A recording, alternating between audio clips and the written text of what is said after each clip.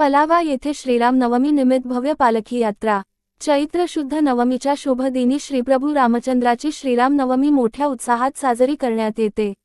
Golf links federation, कासाबेला gold आणि कासाबेला federation यांच्या वतीने रामनवमी निमित्त पलावा येथे भव्य रथयात्रा आणि पालखी यात्रा काढण्यात आली। या यात्रेला पलावातील भाविकांनी व श्री मोठ्या जल्लोषात श्रीराम नवमी साजरी केली। या यात्रेचे मनसेचे नेते आणि माजी आमदार राजू पाटील यांच्यातर्फे भव्य स्वागत करण्यात आले। राजू पाटील यांच्या पत्नी योगिता पाटील यांनी पालखीचे स्वागत करत श्रीराम पालखीचे दर्शन घेत मनोभावे श्रीरामाच्या पालखीला आरती ओवाळून नतमस्तक झाल्या। तसेच डोंबिवली भाजपाचे ज्येष्ठ नेते, प्रदेश कार्याध्यक्ष, दमदार आमदार, कोकण सुपुत्र रवींद्र चव्हाण यांनीही आपल्या सहकुटुंब पालखीचे दर्शन घेतले। रवींद्र चव्हाण श्रीप्रभू रामचंद्राच्या पालखीस नतमस्तक होऊन दर्शन घेतले।